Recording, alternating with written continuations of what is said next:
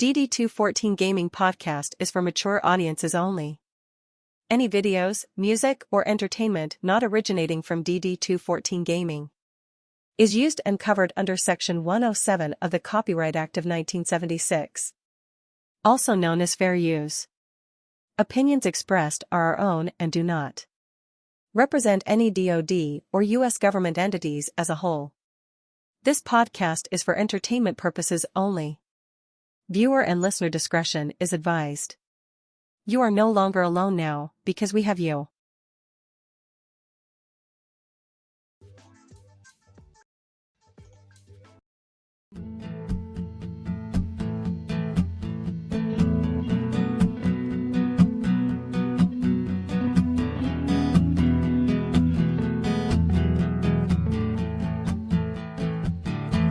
And so this is Krampus, comes out of the blue,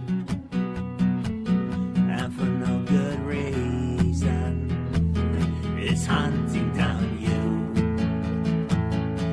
And so this is Krampus, I hope you have fun, hearing jingle bells as he rips at your lungs. And have a very merry Krampus, if you're close to a win, he'll lead up your ammo, your point streak will end. And so this is Krampus, and yes, and then guard. If you don't play the objective, it takes you out hard. And yes, this is Krampus. Hello, what's up, guys? Good morning, everybody. Good morning, good morning, good morning. Everybody's looking stylish today. Hey, man, do what you do with style and grace, man. Woo, woo, woo. Oh, someone's got their volume up. Hey, so what's going on, everybody? How you doing? Where's security? Where's security? Security? Security? I don't know. I'm working, baby. Sorry about that, guys. Security. The budget's low, so I think I forgot to hire them in for this weekend. You know, it happens. It happens, you know, from time to time. Yeah, man. Yeah, man. How are you guys doing today? How are you guys feeling? How was your 168? It was there. You go. See, yeah, you got it this week. Here it is. No, it was okay. Nothing crazy. It was another week. It's December. It's Christmas time, so just kind of like doing the normal, I guess, December era stuff to get ready for the holiday season and hanging out and doing stuff around the house. Lena, what? I'm trying to get my phone. Hurry up.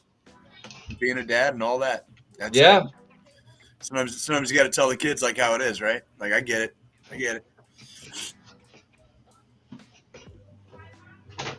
Yeah, it's definitely been another 168. So, Lena, if it's not in here, get out.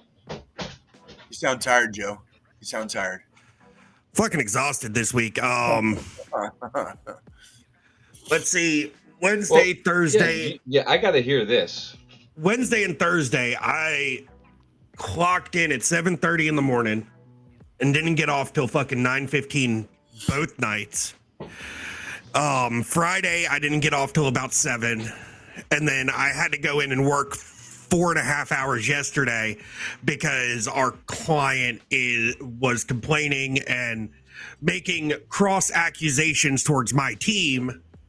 So I had to sit there and look at Excel spreadsheets for over 40 fucking hours to determine if their accusations were accurate or not, which after going through 40 hours these fucking Excel sheets in 40 hours, their accusations were extremely fucking wrong. Good.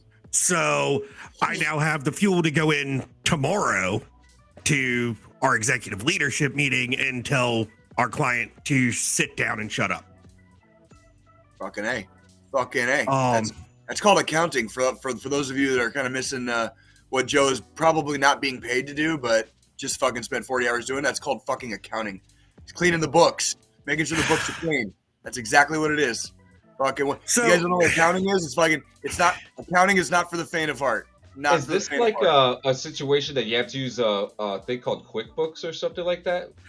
no, so mine is more IT ticketing accounting.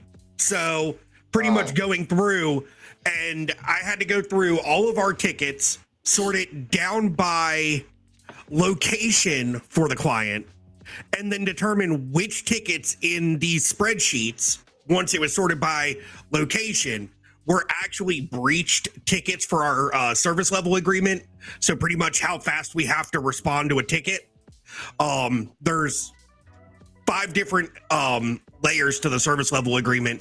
Priority 1, which is, the way I put it in military terms, is priority 1 is everything's on fucking fire. Priority 2, Code red. which is the physical location I'm at is on fire. Priority 3, which is I'm on fire. Priority 2, which is I think a fire's about to start.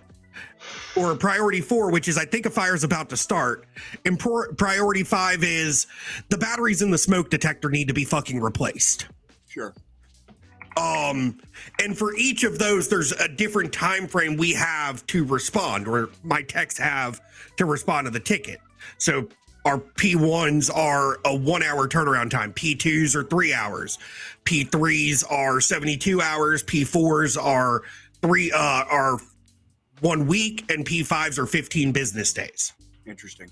That's very interesting. And So your guys were doing their jobs, and you. Because I only found on average once Sean, I do understand. You'd be surprised.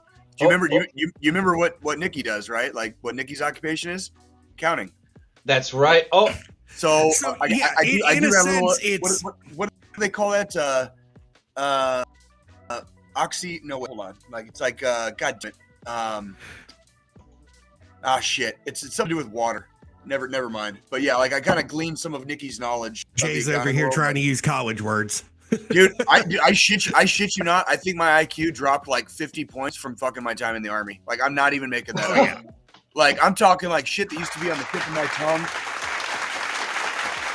Oh yeah. So yeah, no, I mean by the time reasonably intelligent. I used to be reasonably intelligent. Now I'm kind of like a freaking like window licker, like fucking 90% of everybody else. You know what I mean?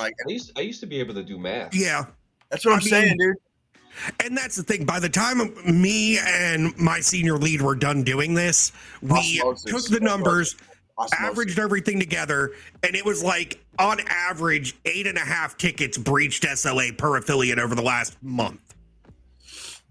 So it wasn't anything like we have to be at a 85%.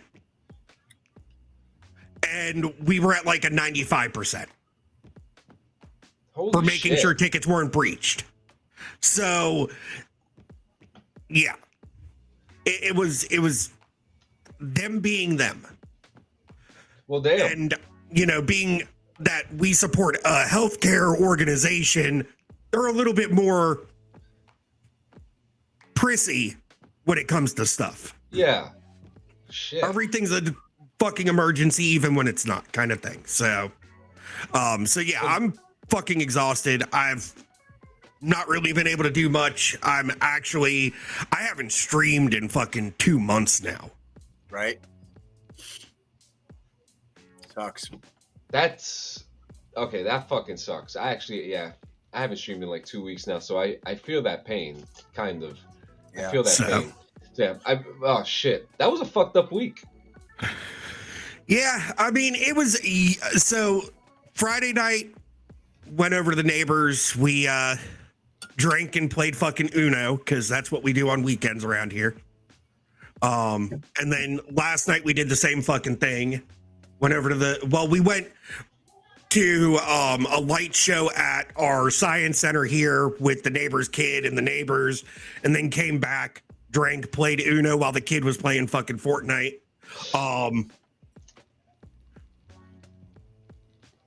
But outside of that, just, you know, work is fucking life right now, it seems. Yeah. Yeah, this week was pretty. I mean, I did a lot of production work this week, so I was like, one of those things being this week was the Goat Awards, the beautiful last minute disaster that me and myself and Brandon Wayner came up with. Turned out to be a slight success. I mean, Good. it was nice. It Good. was fun. It was different. We managed to get things done last minute, but now we know what to do when Next we time. decide to. Yeah, the next time. Like next time, we want presenters. Sure. Next time we want Ozzy Osbourne. Okay. You know, Okay. That's it. That shouldn't be a problem. yeah. So there will be the footage is going to be coming out. I just need to fix the audio because I Yeah. always have audio issues, but that Yeah. was actually kind of fun. Aguilar, our mutual DD214, alumni. Can we call him alumni now? He is Yeah. he was Yeah, the I mean, winner of the most.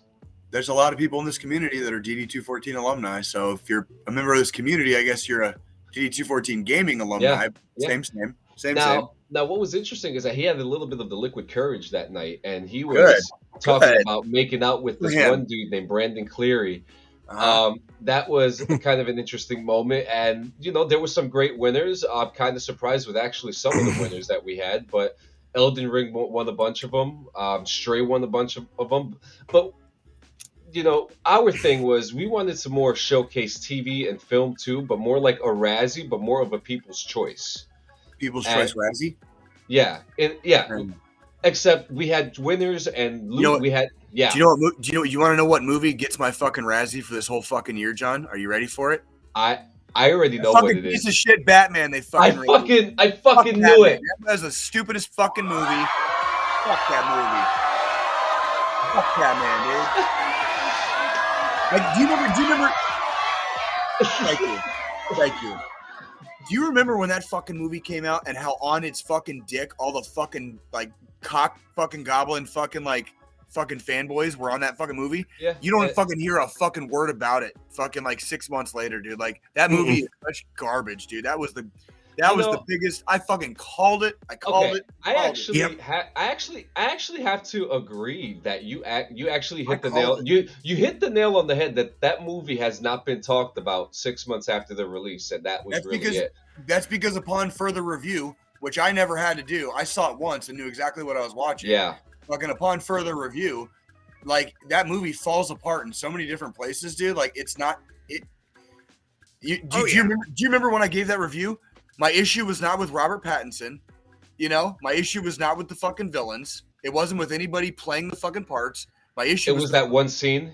It was the story. It was the story in general. Yeah. It just kept going off the rails, and then off the rails more when you would expect them to kind of pull it back. And then by the end of the movie, you're so far over here from where the movie started. It's like I'm good, bro. I'm just fucking. I hate the fact that I'm the only guy in the room that really likes this movie, that loves it. Nothing wrong with that. There's nothing wrong with it. No. Hey, fuck you. Yeah, Fuck those you. guys. Don't listen to them, John. Whoa. Hey, Don't listen to them, John. Listen. You have a right. You have a right to enjoy movies. You have a right to enjoy movies. Listen, some If people like chocolate, some people like carrots, okay? There it is. And you know what? Listen, if you like the movie, you're never going to hear me talk shit about your opinion of liking something. You know what I'm saying? Like, I'm so jaded and cynical. Like, I don't know, 110% of the time, it's very hard. Like, don't live joyless in life like Jay. Okay, like live like John. Enjoy shitty movies like The Batman. Okay. So Like, I mean, here's my thing: the cast would have worked if they had a better story. yeah. If they stuck with had a a great actual fucking story. The problem with that movie, and this is what I'm pretty sure is what you're getting at, Jay, is that they bounced around so fucking much. It wasn't a linear story. Well, and some of the more obvious, plot holes and stuff like that were so glaring. Where it was like, you got all these cops, and they allow Batman into the Riddler's room, and the Riddler basically solved that, like, without actually putting it out there. Like, he basically solved that, like, Bruce Wayne is possibly Batman. Like, the Riddler had, and it was like right on the screen. You could see what the Riddler was fucking like. You could see it if you stared at that thing long enough. You could see connections he was making, and it's right there. And you've got like, and everybody's in the room. just a bunch of Keystone cops with fucking Batman in the room, and it's like, and not even the fucking the Batman got scared about it, but none of the Keystone cops like even mentioned it, and it was like, Yep. Yeah. Well, before we review the Batman again. right. My bad. I get Back on fucking track, guys. Come no, on. but have you noticed this movie has created such a divide in fans? Yeah, well, dude, because people like the week of its release were calling it the best Batman ever.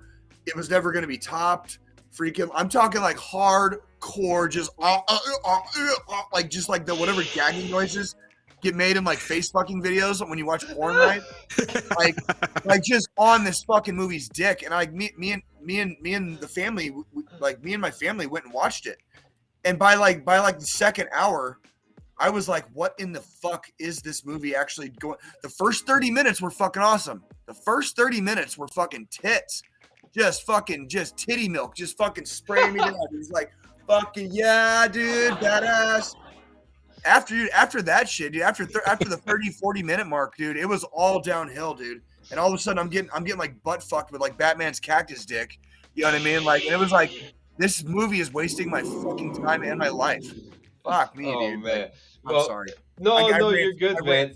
I'm sorry. No, it's good because this could be part of the best of all the times we've ranted about Batman. So I'm gonna mark that one. I'm gonna mark that one.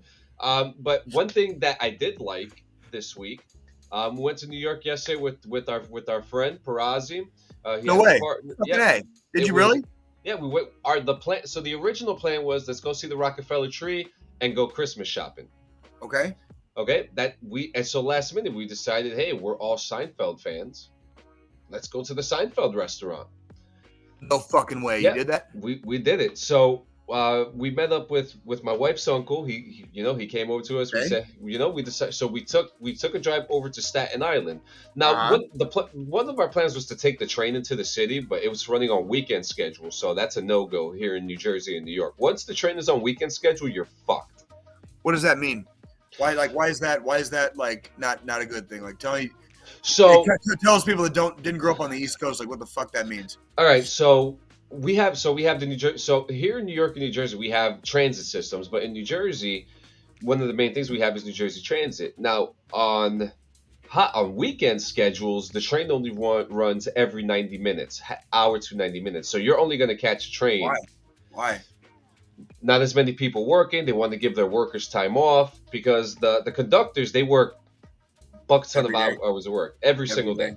You know, so they want to at least give them that time where they have the experienced conductors, or dare I say some of the new ones, working those shifts. Sure.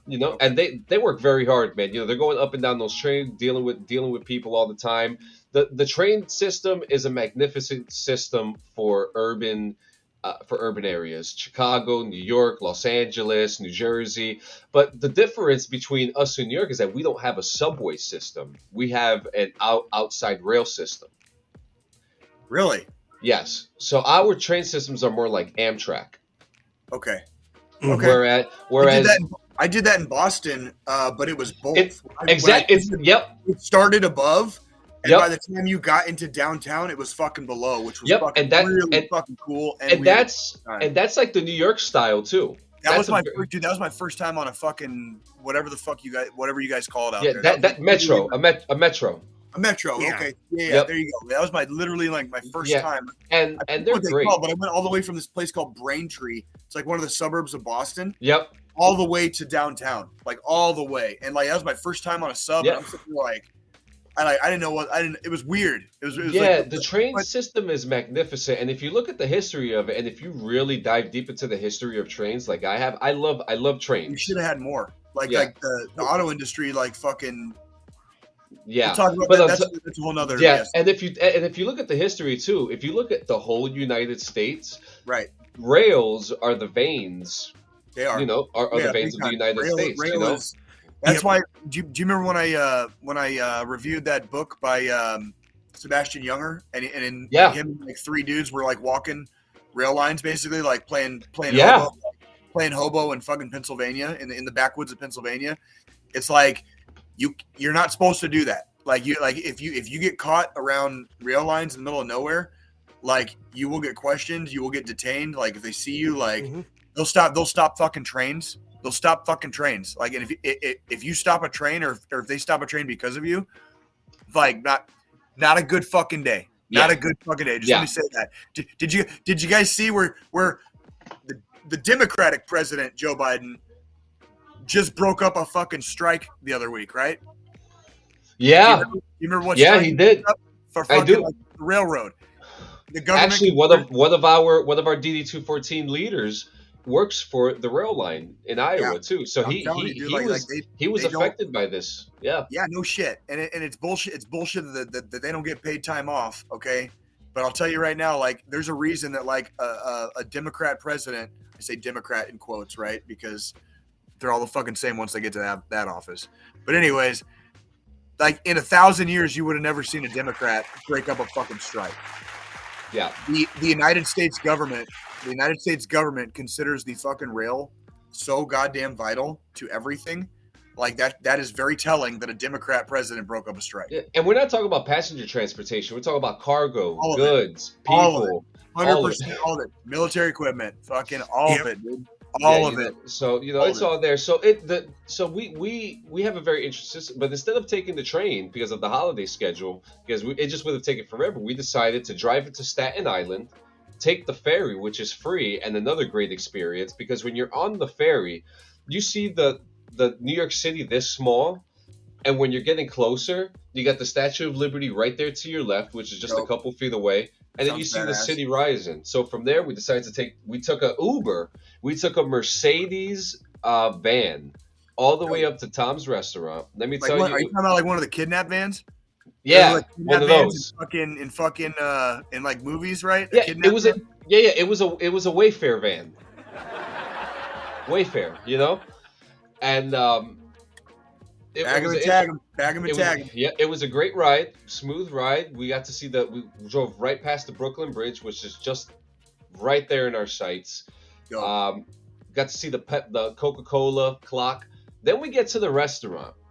No line, okay? And for all the Seinfeld fans, there was a mailbag outside. So maybe there's like a little Easter egg with Newman there, But we get inside, Now, as you know, that they didn't use the inside of the restaurant for the show. Right. But they It was used just outside. Yeah. Good morning, Crazy Crazy Ace. Ace. Crazy Ace. Good morning. So you go Good in morning. and first off, you see a bunch of Seinfeld memorabilia all over the place, which was so cool. It's a Greek diner. You know Jerry Seinfeld like had to fucking sign off on that. Like he would have fucking like yeah, like Yeah. You know, It's so cool, man. So you go in and we got the first seat over to the right, and it's actually if you kind of do the math, we were sitting nearly identical to the spot where they usually sit on the show. So Awesome. everything is different and more modernized, but you could still see the back bar from the show there. Really cool stuff. We got the food in 10 minutes after we ordered. Damn. The young man who served us was very welcoming. He gave us a bunch of water.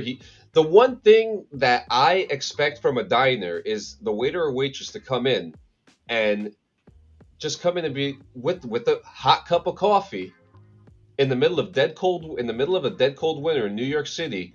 Be like, do you need some more coffee? At the diner, I shouldn't have to ask for more coffee on the cold winter day. And that to me, I think that's a standard for American diners. And this gentleman came in and constantly, we got $1 soup, and for 5 of us, we spent $112. Okay? Oh, that's not too bad. The food was ready in minutes. They had everything prepared. The safety was great. If someone came in from the outside, immediately like, "Are you buying something?" No, get the fuck out. I respect it. I respect their business. Now, there was only one problem with this place. Oh boy. What was it? The bathroom was so small, I had to pee like this with my shoulders up. No way. Okay? And on top of that, the bathroom looked like a toddler went in there trying to potty train. So there was piss all over the place. Fucking gross. Okay. And John's a small fucking dude, so if he had to fucking squeeze into a goddamn restroom, that's what I was thinking. it would be like fucking. I would be like fucking Andre the goddamn giant trying to go in there. You're the dude pissing all over the floor because you can't fucking goddamn there's toilet. no fucking room. And look, I'm not lifting the toilet seat up. I'm not lifting the toilet seat up with all that piss on there. So I mean, wherever it lands, but for the most part, it looked clean when you walked in. You know, but it was just super small. But I'm going to give Tom's Restaurant service, cleanliness, and everything a 9.5 out of 10. Damn. 9.5 out of 10. 9.5. That is with piss on the floor, by the way. That's with piss on the floor. The reason it lost that half a point is because of the piss on the floor. Right. Yeah. You know, but listen, the service was great. Okay, that was fantastic. Yep, and we did the Gold Awards, and look, the Gold Awards was so fun. That was a production challenge for me. I had a good time doing it, and I can't wait to use those skills onto this podcast and more. I showed you a little something of how you know I would love to see the show, and we can make it happen. And it was just so fun doing something different and trying to hear from the people and doing the kind of award show where you could kind of just like talk shit, you know. So I definitely want to have more of us, and when I mean us, like this community, the people in this room right now, our friends, our families, be a part of something so cool. And you know, first run's always the test run, but you know, I'm trying to think, did I watch anything new this week? Did I watch anything new? I don't think I watched anything new this week. I continuing Man in the High Castle, which is getting fucking crazy. So that was my 168. Which show is it? I keep bugging you and pestering you. Peaky Blinders. Yeah, you need to fucking watch it. It's next because we're doing we're gonna do this, and while we're doing Peaky Blinders, we're gonna do Andor. Okay. And then once we're done, I might watch Andor. I might watch Andor soon. Yeah, after we're done with those two, we're going into The Crown. I don't know what that one is. It's about the Queen, the royal family. Okay. I probably won't watch that one. You know me. Here's my show suggestion. You're never gonna hear me talk shit about your trip. Ben Davies. Ben Davies from across the pond. Happy holidays, man. All the way. Good evening to you, sir. So here's my show suggestion to put on y'all's list at some point. It's on HBO Max. Pennyworth. God. Oh, Pennyworth. Okay, the story about Alfred. Yep. It's the origin story of Batman's butler.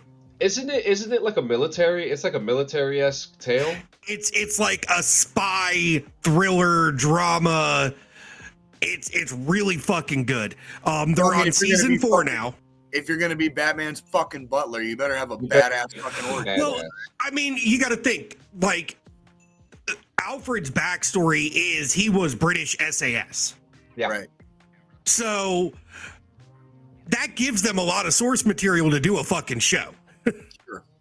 I wonder if like that would be such a cool, like, imagine if we could get like characters on the show and be like, oh, look at Ben, he's like, obviously, yeah, because you know he's British, he's European military, so you know, listen, you guys got James Bond, you guys got who's the one in Marvel, the Captain Britain, you guys got some badass heroes, all right? Nobody ever talks about Captain Britain though, like, really? That's true. Got Bear Grylls, he drinks his own piss. Listen, I got a lot of respect for Bear Grylls, all right?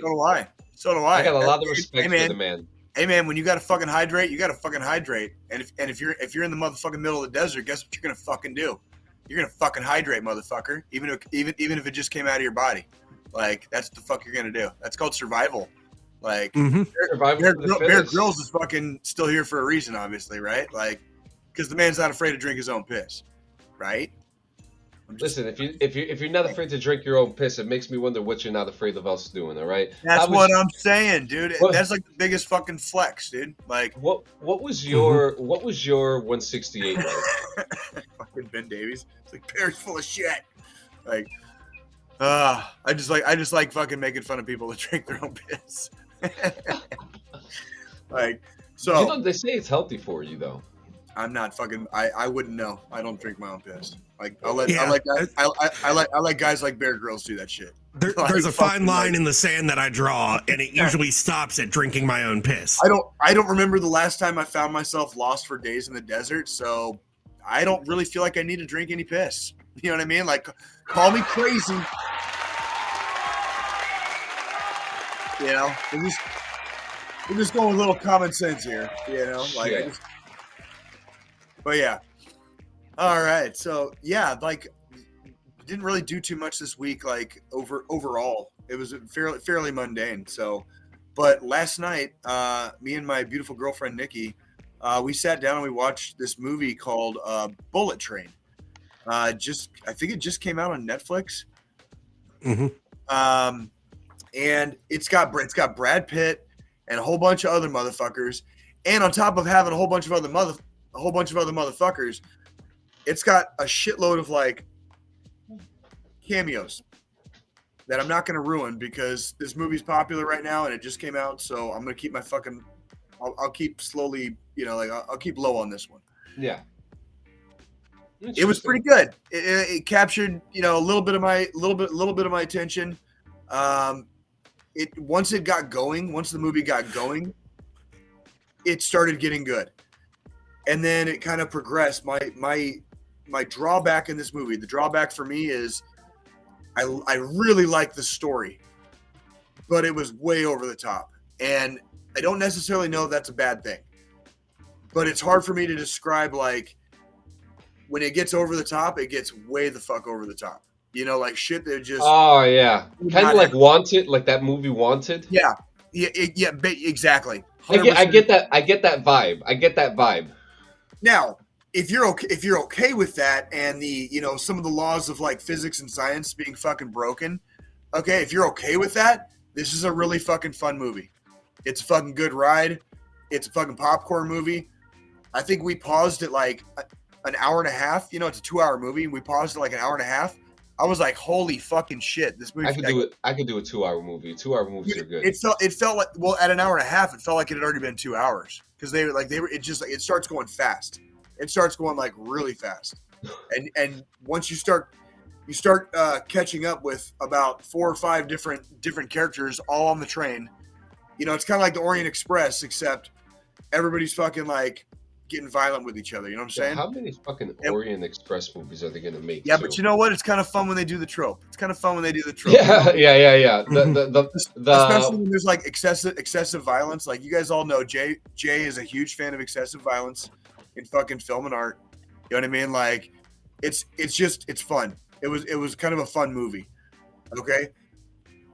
On the fucking 10-inch scale, I'm gonna give Bullet Train a pretty fucking weighty fucking straight 8, dude. Like 8 fucking inches for fucking Bullet Train. That one was like, even you know, points deducted for me personally for some of the over the topness and, you know, whatever. But the story was a lot of fun. And once you caught up with the different characters, and kind of like, you know, you start fucking rooting for everybody. You know what I mean? And it was really, really fucking funny to watch this movie. And they really kind of did a good job. It was like, I wanted to not like it at the beginning. Yeah. Okay, I'm gonna put this out there. I wanted to not like it because this movie is full of fucking tropes. It is full of fucking tropes. But it's what they did with those tropes, and kind of like, they didn't necessarily do the opposite, but they fucking kind of turn them like half sideways. And it's the way they made the tropes. It's the way they made the tropes work for them. So this movie fucking definitely rates fucking 8 out of 10. Unexpectedly fucking good. Unexpectedly fucking good. Nice. Yeah. Very unexpectedly good. I thought it was going to be a pile of fucking horse shit. And it ended up like, I was like, not bad. At the end of it, I was like, all right. Interesting. That was all right. You know, it's a Brad Pitt movie too. You know, Brad Pitt movies are hit or miss. Yeah. It just depends. Yeah. Well, and lately, I mean, and it was different. It was a different, you know, when's the last time you guys saw a fucking train movie? I know they had a train episode of fucking Rick and Morty about a year or two ago. There was Snowpiercer in 2017, and then, but like even then, Snowpiercer was a whole different genre of what it's completely because Snowpiercer is about classes, like Right. is about And classes, and yeah, Bullet Train is just an action-packed movie. they fit so much into the 2 hours, like it kind of leaves you a little frazzled. Oh, But shit. again, with the over the top stuff, like they kind of made it work. They kind of just made it work, That's and it was interesting. like, Yeah. watch it for yourselves. I mean, you guys tell me. You guys Yeah, tell me. I have not watched a movie. I've been watching a lot of TV shows lately. But I have not watched a movie. I think the last movie I watched might have been Thor: Love and Thunder. Man, that's wow. That sucks. That Jesus. yeah. What a dog shit movie to go out on. What happened, John? Yeah, I'm gonna have to fix that with Bullet Train, right? I think you So should tonight. I think you should tonight. You know what? I think that's a good idea. See? yeah, On Jay's God's day. always here with a good idea. Like, we me and my girlfriend, we were actually planning on watching it tonight. So before Cool. Jay even brought up watching Campbell Graham, good morning. having watched it or anything, morning Campbell. Campbell. And I'm actually looking forward to it because even like going to the theaters and seeing it as a preview, it kind of caught my eye. Yeah, it's another train movie. Yeah, it's another Murder on the Oriental Express type of fucking bullshit. However, I like action. I like seeing people get stabbed and shot and killed. My girlfriend it's and just- You know what, you fucking grammar Nazi? How about you go back to the He's diner? the writer. He's the writer. I mean, I used to be. Now I just drink and know things, right? Like, I So- should probably start writing again. I should probably start writing again. But yeah, so I'm actually looking forward to watching that. We actually on Friday night we watched Scrooged. It's With a Bill Murray? With Bill Murray? no, it's actually a new movie that just came What? out on Apple TV Plus You still got my with password. Ryan right, Jay? Reynolds and Will Ferrell. What's it about? Oh God, I hate So- Will Ferrell. So About- it's a musical take on A Christmas Story in a sense, where now Ebenezer Scrooge is the ghost of Christmas present. They already did that movie with Bill Murray. You tell me Ryan Reynolds fucking remade it? So this time it's a musical. So if you're not into musicals, I quit. God fucking damn it, dude. I'm fucking out. Fucking done. These fucking corporate suckers of Satan's cock. Dude. Oh my God. Come on.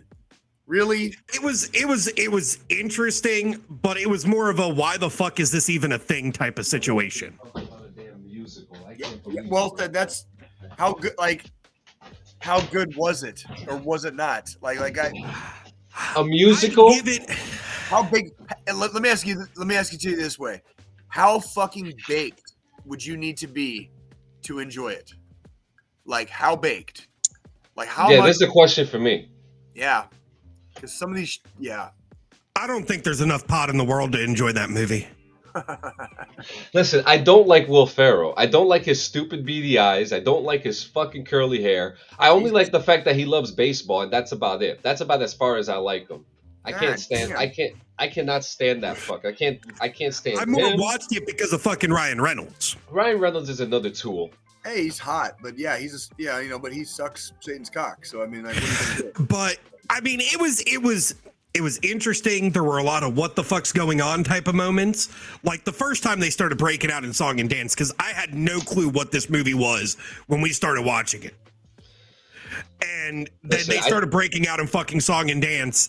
And I was more sitting there kind of side-eyeing it while scrolling fucking Facebook on my fucking phone. It was more on for background noise within 30 minutes of the movie. I know exactly what you're talking about. Where the movie's just like, yeah, you fucking failed to fucking capture my imagination. Like, I am fucking checking the fuck out time now. Yeah, fuck Right. that. Yeah. So, Fuck and that. it was just odd the way they redid fucking A Christmas Story with that. Like now Scrooge is the fucking ghost of fucking Christmas present.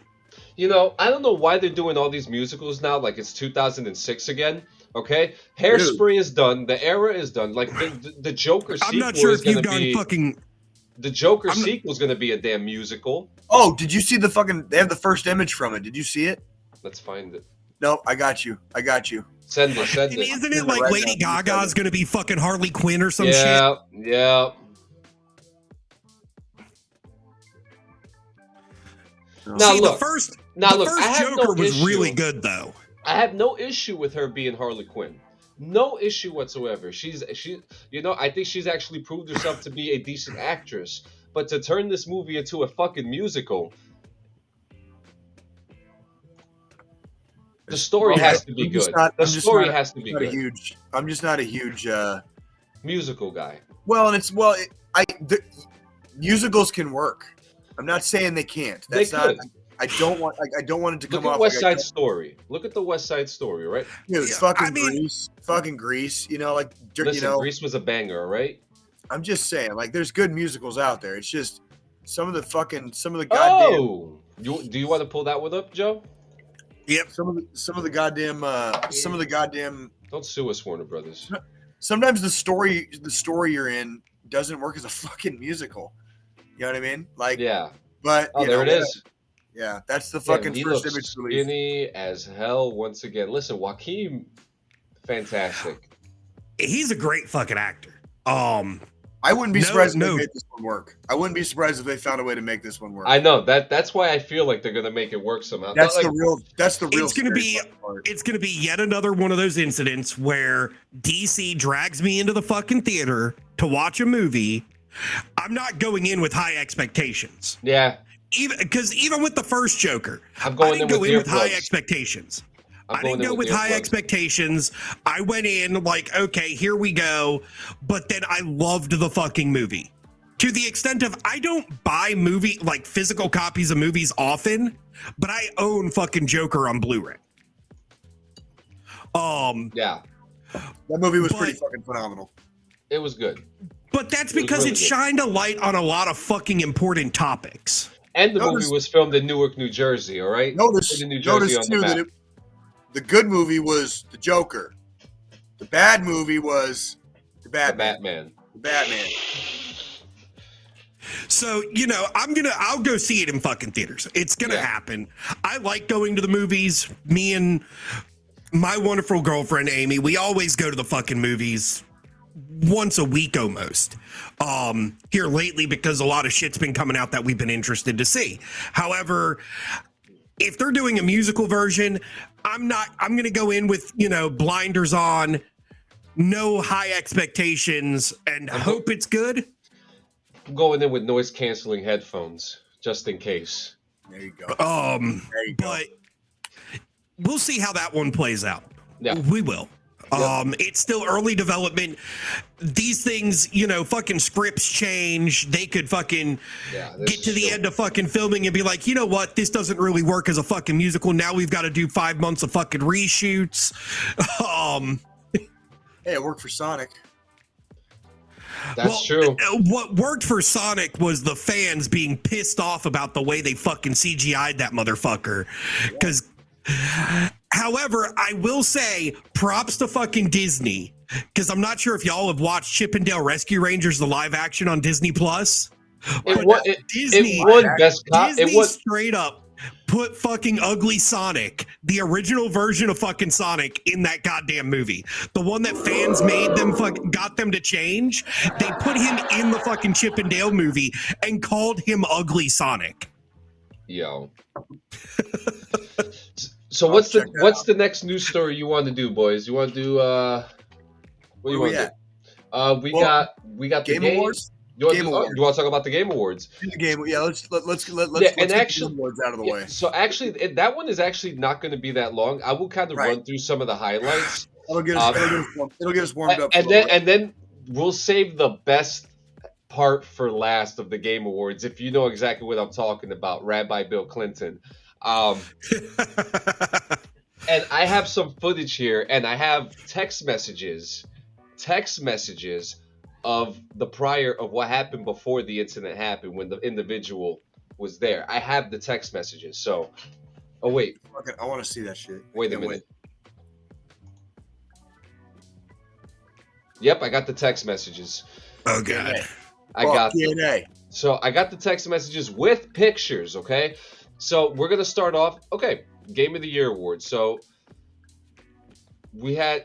Stray left with like 2 or 3. God of War won like best performance, like best actor performance, and the actor who plays the God of War came up on stage with like draped in gold. He had gold on his dreadlocks, and not just that. The award was presented to him by the greatest performer on earth, Al Pacino himself.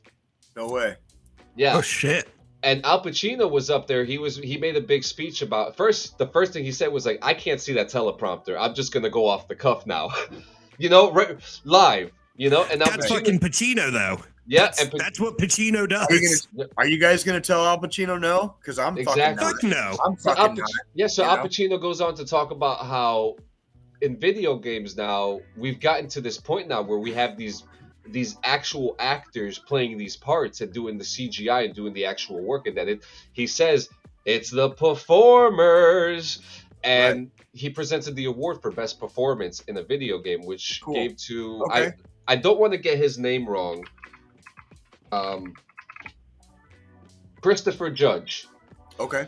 Christopher Judge, he came in draped in gold, and he had the longest speech of the whole night. It lasted like 15 minutes, but he was talking about how he came from nothing, he came from nothing, and that how this was such an opportunity, but that when he read for the part, he thought it was a movie or a TV show because he never wanted to do video games, and he ended up becoming one of the most iconic characters in video game history. And how proud he was. So that was a major. Who does he play again? He plays Kratos. He plays the God of War. Okay. Very, very well deserved win. Very well deserved win. Sure. Elden Ring swept the place. Okay, Elden Ring fucking. Guess I'm gonna have to fucking buy and play Elden Ring now. Yeah, Game of the Year. So, before I get to the Game of the Year, let's just get to it. Let's just get to it because wait a minute. There was a Death Stranding 2 reveal. Okay. What they game revealed is that? Death Stranding. That's by Hideo Kojima.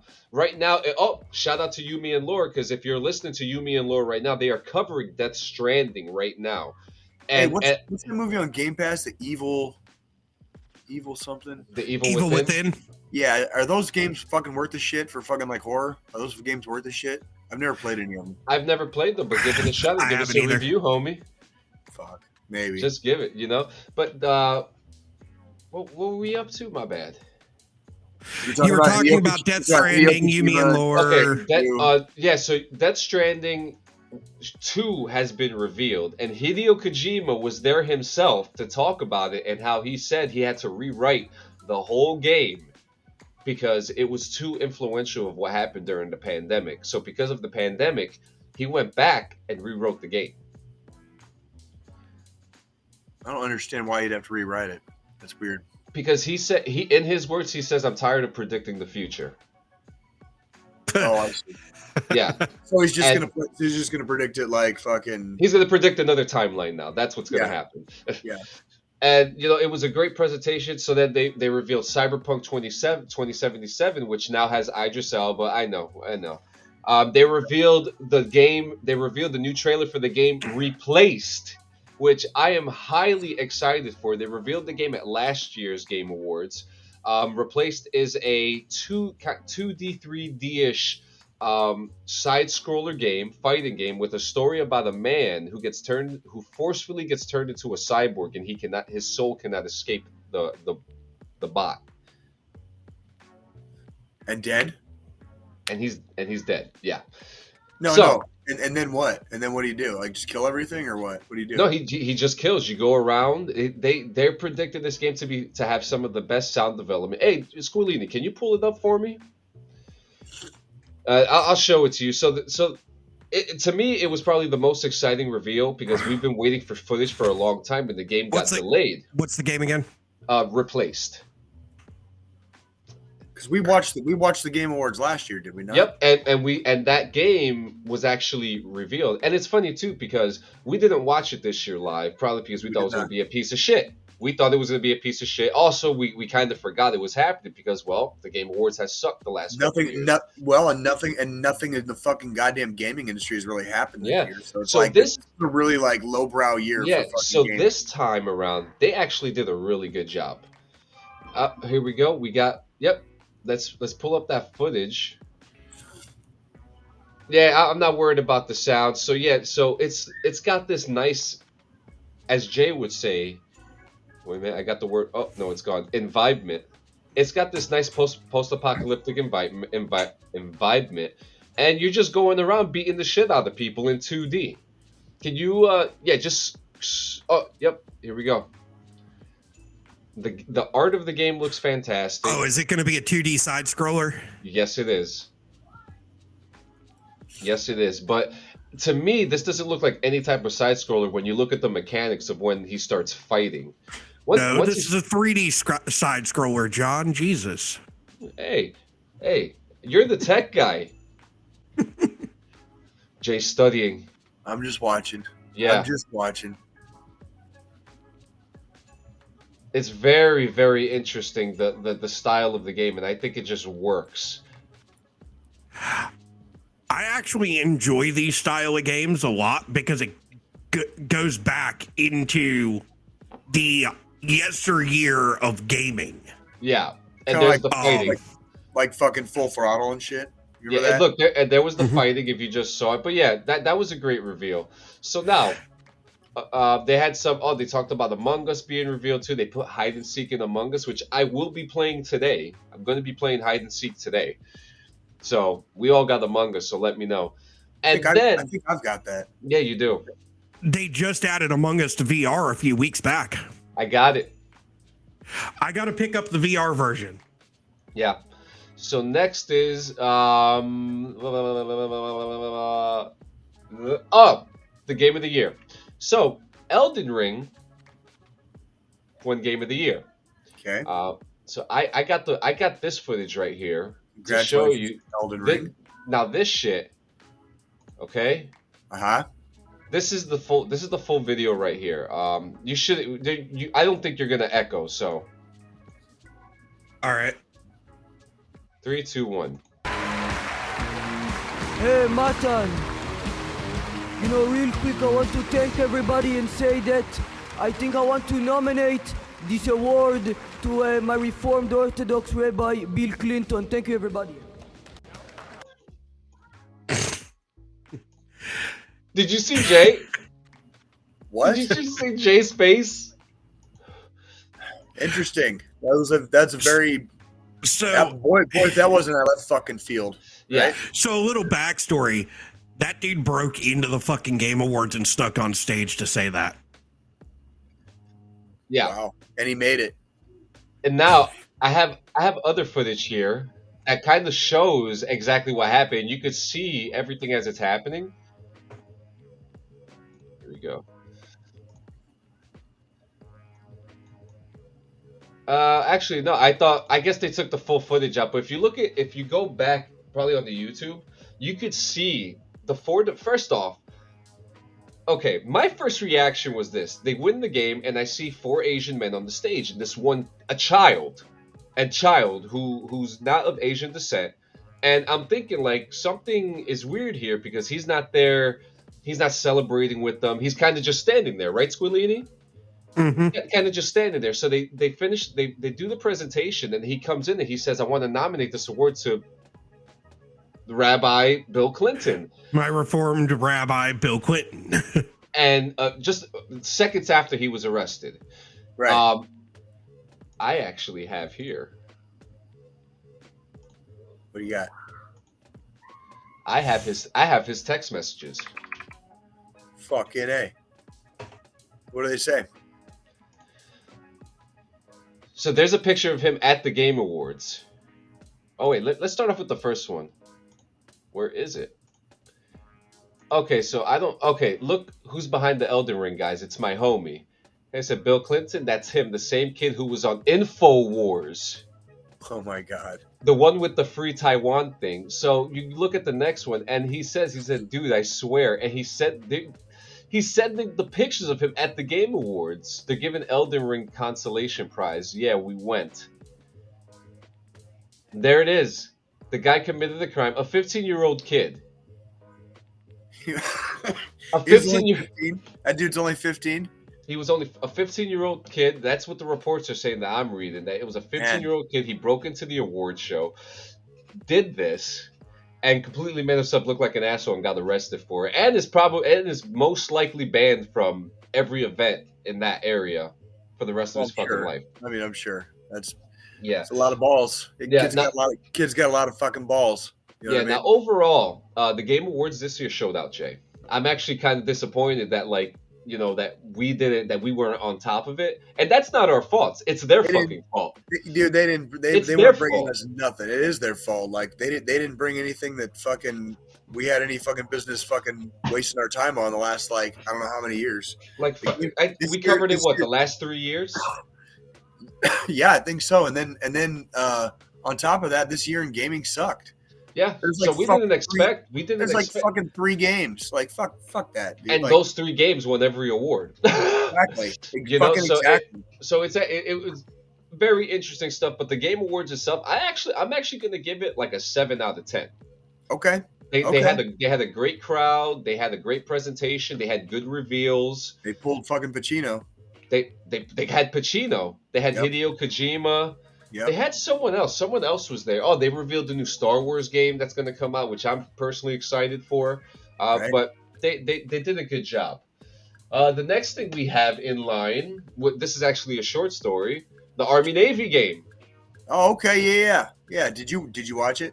I did not get to watch it because I was in New York City. But once I saw Go Army, we beat Navy, how Oh, could yeah. you say no? So I think this is our first streak now. The current streak is Army 1. Yeah. And the So, large Yeah, 'cause we lost last year. Yeah, So, we did. We lose almost every fucking year. That's But right. the score is Then you now. go with fat boys on fucking fat bodies. Yeah, we beat them. Out of reg, motherfucker. We beat them 20-17. Yep. They had the Lincoln Double Financial overtime. Field. Double overtime. Yeah, I'm actually looking at this. In 2026, they're going to be at MetLife Stadium. I think I'm going to have to go to that. Oh, 2026, this podcast should be good and famous by then. We should be getting dude. free Go to the tickets. fucking Army Navy game at MetLife Stadium. Yeah. The next one is going to be at Gillette. Oh no, this year was at Gillette. Next Huh. year will be at. Next year will be at Gillette. Then at FedEx and then M&T. What's MNT? What's that? M&T Bank Stadium. Where is that? Baltimore, Maryland. Oh, okay. The Ravens. It's at the Ravens Yeah. Stadium. This is pretty cool, man. I mean, That the Army Navy game is just historical as hell. I first heard about it being in the Army. That little football rivalry. But it's always cool. Like, what's your history with like? Did you watch it? Because I know you're a football fan. I didn't watch it. I didn't watch it yesterday, but I have watched it many, many times in the past, going back to like my childhood. So Yeah. I remember watching. I watched a lot of football in my youth, and so like it didn't necessarily matter which game it was. When you only got like fucking 3 channels, and it's like Saturday, and like 2 of them are playing shitty movies. One's playing a football game. Like I watch a football game. Yep. And like, yeah. So, but yeah, like I guess yesterday was a really good game because it went to double overtime, and that's the first time I think the game has ever gone to overtime. The So- first overtime game in 123 games. And that like this is the only one. This is the only time it's ever happened. Yep. Well, it says it the first time in 123 games, so I'm trying to see here because I'm on military.com. Did they tie? Have they ever tied? I don't know, like how far back. Like, did they just call it a tie or? I think this was. I want to say this is the first overtime game like ever. And so that part's pretty cool. And it went to double overtime, so that's even more exciting. So like that's pretty cool. I can't find anything here that says that the game ever ended on a tie. Oh wait, I got the thing right here. What's No. it say? Oh yeah, twice. You got In 1905 and in 1926, the the scores were 0-0. Okay, so 0-0 tie basically. 0-0 tie. I'm also. Oh, there was actually another tie in 1924. The score was 3-3. Okay. Two more 0-0s. Okay. Oh, interesting. There have been a couple of tied games. Okay. 1926. So So that yeah, would make. Okay, so this probably was the first overtime game because they used to just in a fucking long time. Yeah. because they used to let the motherfuckers tie. Like that's Yeah. basically that's But basically isn't that like a thing that they do with football anyway? Like now? now you break the tie. Like it's overtime, motherfucker. Like Yeah, but because haven't there been games? up through the regular season in the NFL, you can still tie. There's been a few ties this year. Oh Like shit, interesting. Yeah. they still allow ties in the NFL. So, but this like obviously it's Army Navy, and they're like fuck that. Like somebody's gonna win. Yeah. So that's like double overtime. Fucking go Army, dude. Go Army. Go on. Army. Bean We fucking did it, Tavy. man. Bean Tavy. So the next thing we got here, you actually brought this to our attention. What's that? The new Sergeant Major of the Army. Oh yeah, fucking I'm A. gonna pull up this article right now that you actually sent. Yeah. And I'm gonna scroll down while we're reading it. This guy right here is the new Sergeant Major of the Army. Going to be your new Sergeant Major of the Army. So yeah, there he is. Here we go. Command Sergeant Major Michael Waymer. Is it Waymer or Weimer? We're gonna go with Waymer. Our Army Chief of Staff General James McConville announced who's the service next top non-commissioned officer Thursday afternoon during a professional forum in Alexandria, Virginia. Command Sergeant Major Michael Waymer was selected to succeed the Sergeant Major of the Army Grinston, who will depart the role in August 2023. Waymer is currently the top NCO for Army Special Operations Command, the role he assumed in August 2021. This guy's got a resume. Army spokesperson Sergeant First Class Anthony Hewitt confirmed Waymer's selection in a statement emailed to the Army Times. The typically influence soldier welfare and quality of life issues across the force, though each develops their own portfolio of initiatives to address their term. For Grinston, what meant major change uniform policy, the rollout of the Army combat fitness test, fostering parenthood policy changes, and standardizing of expert badges. Our last command sergeant major, heavy changes. So what do you think we can expect with the next sergeant major of the Army? This one's going to be. This guy is probably going to focus on policies. Okay. He's seen what works and doesn't work with the best of our best. You know what I mean? And he needs to try to spread some of that wealth. You know, that wealth of knowledge, probably like force wide. There's been a lot of complaints and very like. Very, very obvious complaints that have been made for years. Yeah. Regarding like on post living, on post housing, fucking barracks. You know what I mean? And we're talking like multiple installations around the fucking Army. Mm-hmm. And it's one of the biggest goddamn saps in morale. You know what I mean? Where it's just like when you don't, a man or woman's only place is their home. You know what I mean? So it's like, if you don't have a nice home to go back to when after armying, for a while, like it's a drain, and then you start losing your good soldiers. Time goes on, and the ones that stay in, but the numbers are dwindling. The numbers are dwindling. Like Mm-hmm. Yeah. I mean, we've spoken openly about soft boy Army now. Well, what they need to do is they need to treat, what they need to do is they need to treat everybody, as far as like the Army is concerned, as well as they possibly can.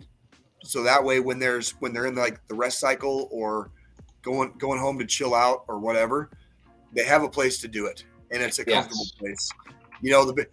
Maybe the barracks. It's okay for the barracks to not look like fucking prison housing. You know what I mean? Yeah, we've just talked about this. We have literally just talked about this just a couple weeks ago. Yeah, and I want to make it very clear. We're not talking about like coddling here. What we're talking about is where people fucking like eat, sleep, and shit. Yeah. Like the only privacy they have in the Army is in like wherever they lay their head to rest. Yeah. That's the part I'm talking about. We're not talking about if they're a fuck up in the field or whatever. Like that's not what I'm getting at. I'm saying every soldier should have a comfortable, warm bed to fucking sleep in, without fucking black mold, without having to fucking change housing, in married housing because the fucking sewer backed up for the third time this year. You know what I mean? Yep. Like, Or because of black mold for whatever reason too. Because that's a big thing that is in our. That's a big problem that we have right now with a lot. I think we're going to see. He's probably going to push some policy changes, and the ACFT fiasco is still not over, and so it's this part. They probably need a guy from fucking USASOC to fucking like grab the reins and fucking fly the fucking enlisted branch of the Army fucking home, because fucking like enlisted branch in the Army is fucking drunk as shit right now. Like the ACFT is still in fucking shambles. There's people that have gotten in. I've heard some horror stories on fucking on Reddit if they're to be believed, and we're talking like people have been in since like 2018, 2019. And they've never taken a fucking record PT test. You know what I mean? Because of the fucking ACFT. You know what I mean? And that has got to go, because that tells me, based off of how many people fucking love to slack the fuck off. You know what I mean? Like, as far as like like lifting and fucking staying in shape in the Army, that's not a good sign for the Army when you've got basically like no record PT tests right now. Yeah, I mean, and that was, I would say, when I heard about the APCFT, it was definitely a concern of mine, because it's like we're going ahead and changing up what's been the standard for fucking it was decades. Yeah. And now we're going to change it up, and until it's perfected, what the fuck are we doing? Right. And what they needed, yeah, exactly. What they needed to do was I don't disagree. Go to, test. We definitely needed a new test, but it's like, because come out with the fucking finished product first. You know what I mean? I'm not sure about you, Jay, but I know when I was in combat, there was never a situation where I needed to fucking run for 2 miles straight. Well, no, it's more the idea of like cardiovascular fucking endurance. Exactly. You know what I mean? And I get the concept they were going with the new test, because the new test is more geared towards your cardiovascular fitness. However, what they needed to do, instead of saying, okay, we're done with the PFT, with the physical fitness test, and going to this new test, they needed to choose one or two major installations and say, okay, y'all are the testing group. So that way they could perfect the test before they rolled it out, and everybody else still did the old fucking PT test. I think they did do something similar to that at several. They did something similar, but they didn't do it with. I think the scores horrified them initially. The scores horrified them. There was a huge debate over. There's a huge debate over gender neutrality, and whether or not like the ladies have to keep up with the gentlemen in the Army. You know what I mean? There's a huge debate over that, and it's one of those things. And then they had a whole thing where it was separated by MOS. You know, like there was like light, medium, and fucking heavy groups. You know, like they've been tweaking the dial. But the problem is they've been tweaking the dial for the last 3 fucking years. It's fucking about to be 2023, and they still haven't. Like they still don't have an actual ACFT fucking ready to go yet. Like it's not well, ready. and that's the big problem, is they keep trying to tweak the dial instead of just saying, okay, these are the standards for everybody. It doesn't matter what your fucking job is. If you're a male, this is what your standards are. If you're female, this is what your standards are. If you're gender D, this is what your fucking standards are.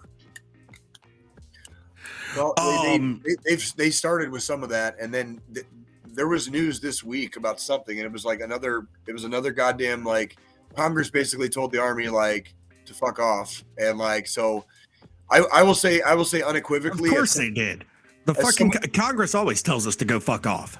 Well, I'll tell you what, as somebody who's done several ACFTs, I will say this: it is extremely easy to pass. Like, there is no reason on God's green earth you shouldn't be able to like get up off the couch and fucking pass an ACFT. If you are a soldier in the United States Army, like passing it is fucking easy as shit. Takes like virtually no effort. Okay, minus the 2 mile run at the end. That's about it. So here's what I'm gonna do. Here's what I'm gonna say. In May, give me till May. I'm gonna. Oh, shit. All right. I've got a smartwatch. So I was looking at calendar here. 5 months. Give me 6 months. Well, 5 months roughly at this point. 5.2. Give me about 5.5 months. I will personally, for this podcast, fuck yeah, get my fat body into shape and find somebody to grade and record me doing the new fucking physical fitness test. I think we can do that. Absolutely. Because I'm going to say this right now. If my lard ass, who's been out for fucking since 2013, since before this even was a fucking pipe dream for the United States military. Well, no, it wasn't a pipe dream. It was just on the cover of Army Times every fucking week. New PT test? New PT test? New PT test? Well, before it was even on the cover of fucking Army Times. Like, I've been out that fucking long. Jesus I will get myself into shape to the point where I will prove that a fucking veteran with a torn rotator cuff, knee replacement, back issues can pass this motherfucker. You better be careful. They might call you back to service. They can go fuck themselves. I have a DD-214. May my DD-214 protecteth me, because they can go fuck themselves on that bullshit. I will prove that if my ass can get out there, work it to the point where I'm able to pass this motherfucker, anybody that is still actively in, whether they're guard, reserve, active, can pass this motherfucker. Strobridge freaking said he'll do it too. He said, fuck it. Fuck it, we'll do it live. Fuck it, we'll do it live. Fuck it, I guess I'm going to do it too then. And this is me pulling from my fucking NCO hat. I will never ask anybody to do anything that I'm not willing to fucking do. That's the idea. That's always Here's the thing. Within DD-214 right now, within DD-214 Gaming, we have a workout challenge actively going. I haven't fully joined in. I've started doing exercises at home, using Apple Fitness Plus, you know, a couple days a week, because I'm extremely out of fucking shape. Even though round is a shape, I'm still out of fucking shape from a cardiovascular fitness standpoint. Yeah.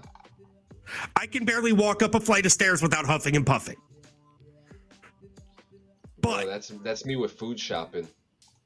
But if I can fucking do this. Remember that part in Fight Club where they're like going around the circle with the dudes who've had like testicular cancer? The guy's just like, I'll get somebody. Men. We're still men. I've got buddies that are still in. I'll get one of my buddies that's still in to grade it for me. There you go. And I'll record it. I know someone who could do it for the podcast when we do our we should do a PT test live and have Ronnie J fucking and we will fucking show this shit on the fucking podcast, a Cliff Notes version of me fucking doing this shit. Fucking A. I like this. I will, because I'm fucking tired of this bullshit where there's so many politics behind changing something as simple as a motherfucking PT test. I didn't think there was anything wrong with the old one. Well, John, from a combat perspective, there was things wrong with the old one because the old one didn't necessarily rate your cardiovascular fitness. Because in a combat environment, you're doing a lot of short, steady sprints with your rucks on. You're doing a lot of cardiovascular related shit with in full fucking battle rattle. Carrying fucking ammo cans. You know what I mean? Fucking pulling people out of fucking burning vehicles. Fucking like by basically deadlifting them. You know what I mean? Depending what weapon, depending what your standard issued weapon is, you could have a hard time with that too. Well, that's my last tour. I was a fucking saw gunner. The fucking saw is not a light motherfucking gun whatsoever. Yeah, I was issued the M249. Yeah, the saw. Yeah, The yep. squad automatic weapon. I love that thing. But you know what was funny about going to the range with that thing though? This is a suppression weapon, but today we're training for accuracy. I remember looking at these There is no motherfuckers like, motherfucking accuracy with that fucking weapon. Oh yeah, there is. I remember yes, sitting there is. Okay, I've seen sorry, people I forgot. that. We got Captain Infantry over here. I've seen guys do some pretty fucking gnarly shit with the fucking saw, dude. Like as far as like if we're talking going for accuracy, like some of these guys. I've done some From pretty an MP nasty stuff. standpoint, Jay. Some guys From a just fucking MP standpoint, take their fucking they swim. They just swim with it, and like that saw becomes them. You know, it's like from an MP standpoint. I am speaking for MPs, which is mounted infantry in a combat zone anyways. From an MP standpoint, that motherfucker is a suppressive fire weapon. That is, we've got fucking a shit ton of bad guys over here. We're just going to have our saw gunner fucking pray and spray, hoping to hit somebody. You can fire into dead space. You can fire into dead space and you use the fucking lob of the bullet. You know, yeah, exactly. I mean, right. Me and you have both been through ALC and BLC. We fucking know. You've got fucking. But if there's a dude 100 meters away, like I want to watch you cut that motherfucker in half, dude. Like you better. Well, if there's a dude 100 meters away, I'm cutting that motherfucker in half. Yeah, there's no ifs, ands, or buts to it. He just happened to walk in the way, right? Pretty fucking much. By the way, DD214 Gaming Podcast does not condone violence of any fucking sort. No. Or war crimes. Okay. This was our disclaimer for this segment of the fucking show. Sorry, I just did 4 shots of fucking JD with the fucking with the Vietnam vet upstairs when I disappeared for a few minutes. Yeah, you want to take a shot? I'm going to take a shot too. So I'm a little bit more riled up right now than fucking ever. Good morning. Morning, Jason. Morning. So, needless to say, for an MP, our accuracy weapon is our fucking pistol. Everything else is just a fucking suppression weapon. That's a bad day. That's a bad day. Like your M4 can reach out a lot farther than that, you know. So the next. Jay, MPs are a bunch of fucking door kickers in a combat environment. Most of the time, I'm 50 fucking feet away from the motherfucker I'm trying to shoot. Goddamn, dude. I love it. What's my computer doing again? Okay, so this is a point I'm going to put out there. John needs a computer from Tech Guy Gaming PCs. It's happening soon. But before is freaking the M14 is fucking pretty fucking dope too. That fucking 7.62 dude will fucking go out to fucking. That fucking MK18 is a motherfucking beast. Granted, what the hell does a cook know about fucking M18s? Yeah, Jason. I'm waiting for him to answer. I wish we had the little text bubbles where it says Jason Gassis is typing. Oh, he's about to talk hardcore shit to me. Don't worry. Yeah. So this guy, he joined the army in 1993 and earned his Green Beret in 96. He served as a Special Forces weapons sergeant. He has served with 7th Special Forces Group in 19 years within the U.S. Special Operations Command Center, including USASOC's Operations Sergeant Major with tours in the U.S. Central Command, the U.S. Command Areas of Responsibility. His awards include Defense Superior Service Medal with C device, the Legion of Merit, Bronze Star Medal with 2 V devices and 7 oak leaf clusters, Jesus. A Purple Heart with 1 device, a Meritorious Service Medal with an oak leaf cluster, Joint Commendation Medal with V device, Army Commendation Medal with V device, Army Achievement Medal, Special Forces tab and Combat Infantry's badge, and a Master Military Freefall Parachutist badge. So this is where I'm going to say, the new Sergeant Major of the Army is one of those guys that's stacked for a fucking reason when he's in fucking dress uniform. Yeah. It's nice. Hard. It's nice to fucking know that the new fucking Sergeant Major of the Army is a fucking Green Beret. Yeah. Oh, Jason Gaston says, I may be a cook, but I served at compound. Also stayed in infantry units my entire career. You earned their respect in one way. Yeah, Right, because you Gaz, know don't how you to take no fucking shit cook from a nobody. goddamn meal. Now Right, make me a Gaz. sandwich. Me and Jason Gaston are going to have to do a 92 golf cookout. A cooking competition. Like Gordon Ramsay, but with 92 golfs. Me and my buddies got into a fucking barracks fight with a bunch of fucking MPs one time. Fucking at Leonard Wood. It was fucking, Hi. yeah. Like, why does that I'm not an surprise MP. me? Why does that not surprise me? Like, Oh shit! So I've got some stories to tell about my days as an MP. We'll save that for another fucking episode, though. Shit. So I mean, we got two. Okay, so we're gonna keep the Call of Duty Nintendo thing short, real quick, because I'm more for a Smokeout Sanchez at this point. Yo, you let me know. No, You know where I am. I've got a great fucking idea. So outside of my PT test idea that I just came up with off the cuff while we were talking about that bullshit, DD214 barbecue comp, because I can make some killer fucking barbecue. I can make a pizza, and you guys will fucking die. I said barbecue, not fucking pizza, Sanchez. You will literally die eating my pizza, not because you're poisoned, but because it's so fucking good you'll never have anything else again. I mean, granted, the guy that eats pizza fucking every day a week for breakfast, lunch, and dinner, like, it is Sanchez's fucking food group. Yeah, You but know, we we went have to the New York food City pyramid that's yesterday. taught I in didn't have school. pizza. Sanchez's food pyramid is one fucking triangle that just says pizza. I'm the pizza man, baby. We went to New York City yesterday. Didn't even have pizza either. How Next the fuck time. do you go to New York City without getting a slice of pizza? Because we went to Tom's. We went to Tom's, and I was already stuffed. Look, I had a fat ass cheeseburger. Okay, You're walking 7 around mozzarella the fucking sticks. city. 7 mozzarella sticks and a giant cup. You know the milk. You know when they make milkshakes, the little metal cup that they make it in. Yeah, They gave me the cup full, the metal cup. the full metal cup. Oh, that's a big fucking milkshake. Yeah, I ate a lot yesterday, so there was no room for pizza. You're also a tiny dude. Like, for me, that's a fucking That's true. snack. Yeah, but you should see what comes out of my ass when I shit, though. It looks like fucking my logs. oh my fucking God. That's why Anyways, he's so fucking so- tiny. All the calories go right back out the other end. No, insider leaks have revealed that PlayStation is scared that if they lose Call of Duty after this if the acquisition happens and the 10 years are up, that PlayStation's gonna fall. PlayStation's a bunch of fucking dicks. Sony has gotten really, really good at dropping the ball. Like, that's all I can say. Of how fucked up is fucked up. That's fucked Yeah, That's fucked up. Sony. Yeah, that's pretty fucked up because here's my thing.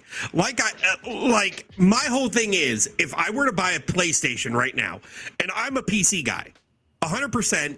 I have an Xbox, so that way, like on the weekends, if I want to play a video game, I don't piss off the fucking girlfriend and come in the office to play. I have the Xbox for that, so I can play from the fucking couch while she's doing fucking schoolwork and shit because she's in grad school. But I'm a PC guy. But if I were to ever buy a PlayStation, I'm not buying a motherfucking PlayStation for fucking Call of Duty. I'm buying it for God of War, Ratchet and Clank, fucking all these exclusives that PlayStation has. So whoever from fucking Sony said, oh, if we lose Call of Duty, we're dead, is a fucking idiot. We're about to get to that next, Jason. And this goes into the thing. PlayStation is also saying that they don't think that Call of Duty coming to Nintendo is going to work. These motherfuckers have been able to port Postal, which is, a graphically less energetic game, with graphics and stuff. But it can be done. It can be done. So on that topic, Jason, I honestly will buy fucking Call of Duty with my own fucking money if they bring it to the fucking Switch. Just because I want to see how they fucking do this shit. Yeah. And if we go back a couple episodes, I said on a podcast that I have sworn to myself I will never pay and purchase a Call of Duty game with my own fucking money ever again. And this was back when Modern Warfare 2 came out. Yep. Yeah, it's which I garbage. still have yet to do. Fucking garbage. But if fucking they bring it to the fucking Switch, I will buy fucking Call of Duty just for the mere fact that they were to bring that fucking game to the Switch. And that's a 10-year relationship they're talking about if the acquisition happens, because this acquisition is still not over with, and they're still fighting.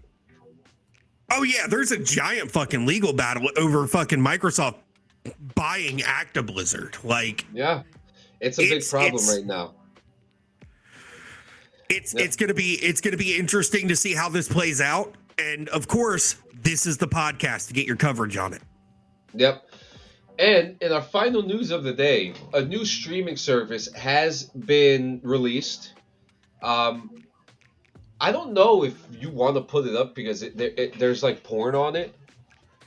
Yeah, so it's probably not not doing all that. Whatever will we do? So- Oh no. So Kick.com has been a big thing that streamer Trainwrecks TV has been talking about for a short time now, this past couple of months. The whole focus of it is to give streamers their power back. You know, some of the streaming subscription cuts are 95% to the streamer, 5% to the company, and 100% donations to the streamer or content creator on Kick.com. Sounds like a good deal. It sounds like a really good deal, you know? So we're all trying to find out. Hey, viewer discretion is advised, guys. Okay, everything's good then. Everything looks good then. Okay, so this is motherfucking Twitch. Yeah, so it's the Twitch UI. The Twitch UI has been, I mean, do we want to say it's stolen? Oh, it's fucking stolen. Yeah.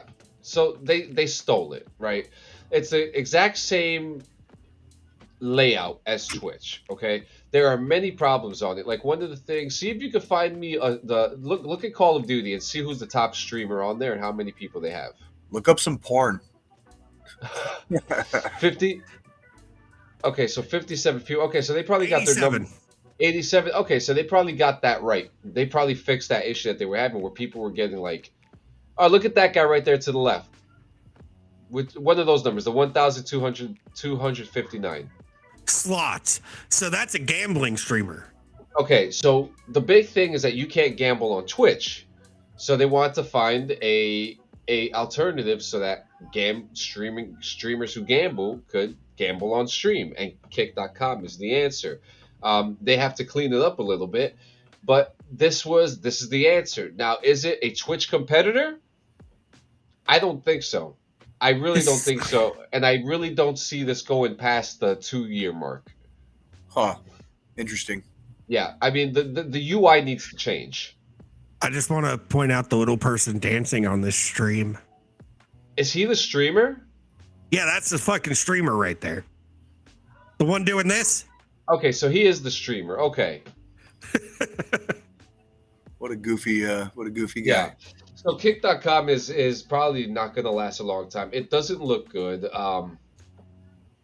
The idea is I guess, but I also think Twitch needs to be more aware that there are responsible gamblers out there, right? Sure. I'm a very responsible gambler. I don't do it. There you go. You know, but do you think that Twitch should allow gambling on their platform? I don't. It doesn't matter to me. I think people should be able to do what the fuck they have women in bikinis. Pull up Twitch real quick and show the bullshit that's on Twitch. Wait. I'm about to pull Kick back up real quick because I want to point out something that pulled up when I went into that stream. I'm all about fucking freedom, homie. Like Yeah. I don't give a fuck what anybody does in their own time. Like that's their business, not mine. So I'm going to share this back out real quick, and then we'll switch over to. Can you find some That's porn? right. Over to Twitch. Jay, we will get struck so bad. Here's the user. Here's the user that was doing slots. Jay's ready to risk If I it click all, on man. this, Piracy. Just piracy. Okay. it's not going to do it now because I already accepted. There was a disclaimer when I clicked on it to begin with. The gambling About- disclaimer. For a gambling addiction fucking organization. If Twitch were to do that, I would see no fucking problem in doing this. And that's the thing is they're putting a disclaimer up to say, hey, listen, if you have a gambling addiction, here's where to fucking go. They give you a number, they give you the resource for it. It's right there. I don't understand why Twitch can't do that. Now, as far as the payments, I was kind of curious to see how Kick was able to do it and Twitch can't, but then I found out that Kick is owned by Stake, an offshore casino company. Yeah, So there's so we're already sketchy. Fucking yeah, love yeah. There's Fucking already like love it, dude. Just sketchy. and dude. then you want to know what's even more sketchier, Jay? That information wasn't revealed until people found out about it. So fucking dope. That's fucking dope. Okay, so here's Twitch. Okay, now show me the most disgusting thing you can find on Twitch right now, Squillini. Yeah, Squillini. There's no PG-13 like Barney the dinosaur shit. Yeah, there's no porn on Twitch. But yep, there we go. There we go. Yep, perfect. Oh God. Jeremy Strobridge says good research. Of course, a fucking ad because Twitch is riddled with these. Yeah. Appears to be some kind of protest. This guy is fucking really mad about something. Really not sure what they were going for there. So what that was a fucking DoorDash commercial. That's there. There's no way that I couldn't have told you that we are that not affiliated, guys. Like, yeah, we are. We're affiliated, motherfucker. Like, we don't give a fuck. I'll affiliate myself with whatever. You mean to tell me that you could have this, but you can't side boob? Side you can have that, but you can't gamble. I can't play fucking slots on fucking Twitch, but they could allow this shit with practical nudity on here. Man, some people are really, I don't want to see this. Get it out. Get it out. Get it out. Some people are just really sexually repressed, man. Oh yeah, yeah. Oh, why'd you take out the cyber goth party? Because now we need to up the vibe because that just fucked me up. So we're gonna go here, real quick. Yeah, and then we'll do our special announcements, and then we'll hit the.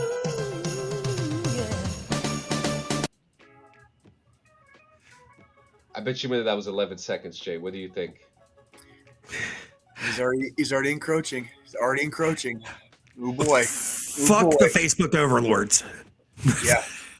Don't worry. Me and John have said that before too. You'll fall in line. You'll fall in line. Don't worry. So because we are in the holiday spirit, personally, as your Tech Guy Gaming and co-host of the podcast here and producer, want to leave you all with the CyberGoth Christmas party.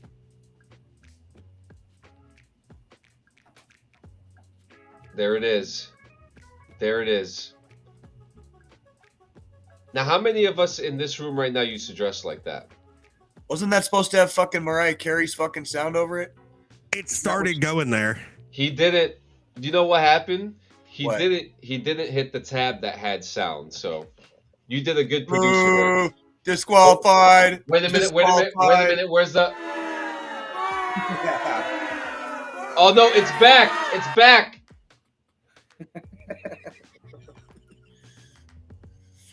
There they are. Oh. There we go.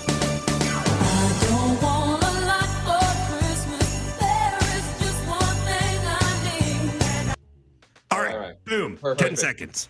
We just got hit with the fucking DMCA. Don't worry.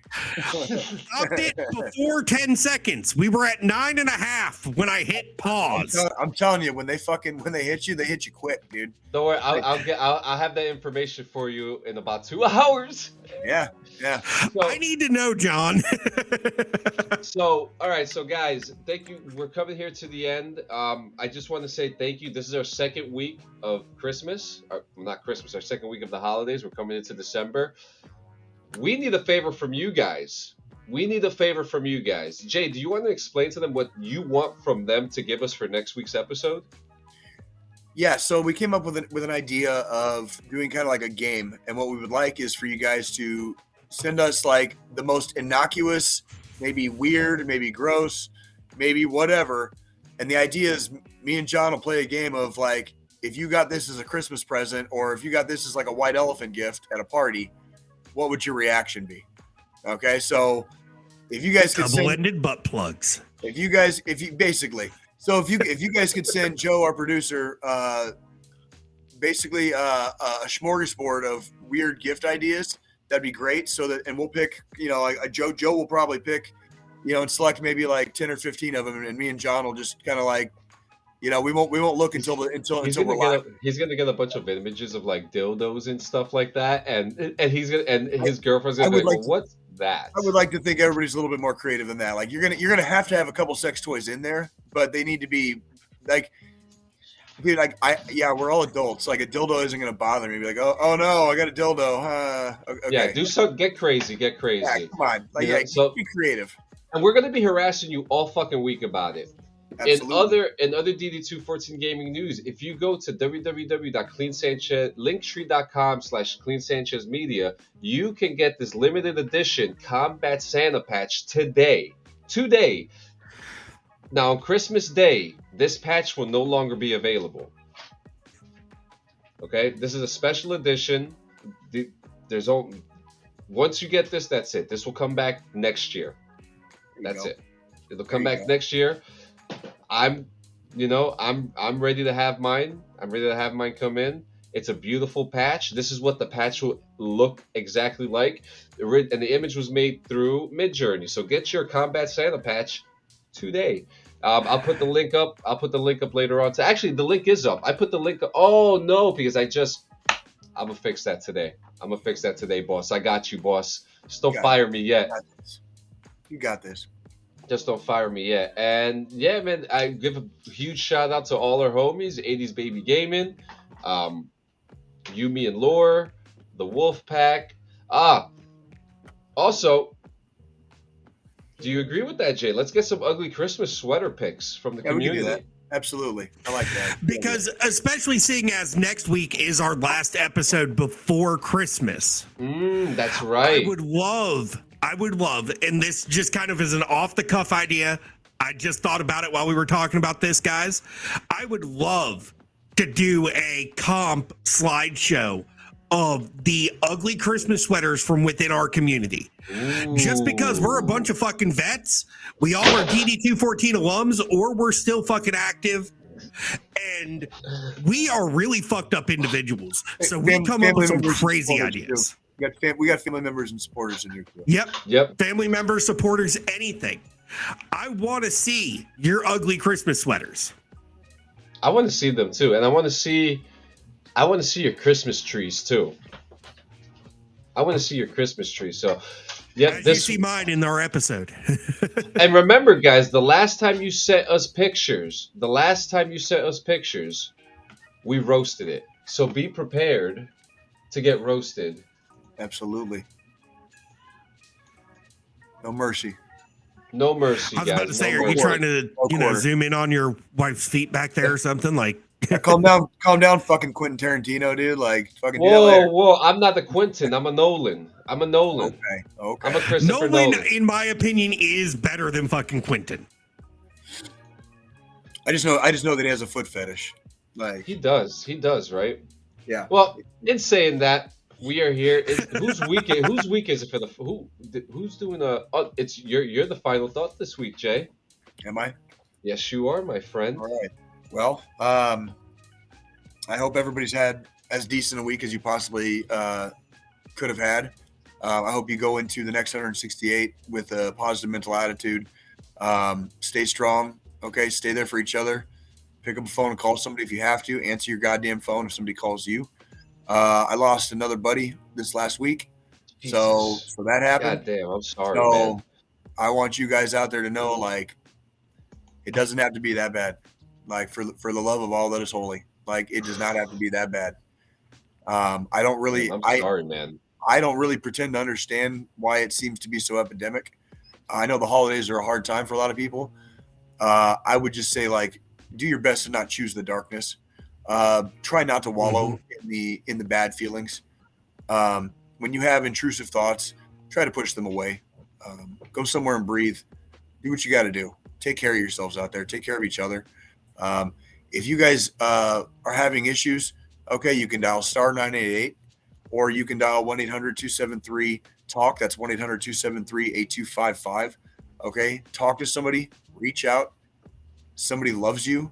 Everybody is going to miss you. And 20 years from now, it's going to be your turn to help somebody else out. Okay, so we need you here for that too. Okay, if you're looking for a voice in the darkness, this is it. Okay, so listen the fuck up. We're not playing around. It's getting old fucking losing people that fucking barely hit fucking 30. Okay, y'all need to fucking stick around. Like we have harder times to go through, but it's going to be much better because we'll be together. Okay, so I wish you all of you guys a very wonderful week. Enjoy the holiday season. Go look at some fucking Christmas lights. Go to a fucking art gallery. Okay, read a goddamn book. You fucking illiterate motherfuckers. All right. Go sit on Santa's lap. You guys I was going to say we were missing the illiterate motherfuckers read a book part this entire episode. So if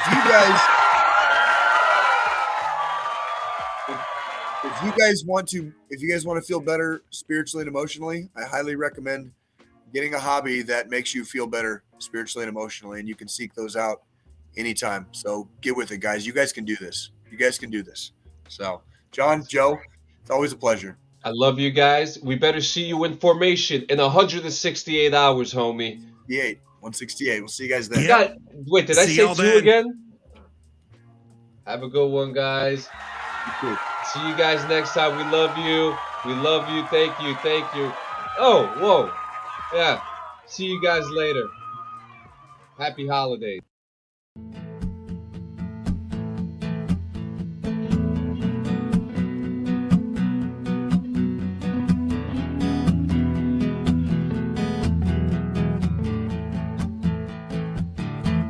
And so this is Krampus, comes out of the blue, and for no good reason, it's hunting down you. And so this is Krampus, I hope you have fun,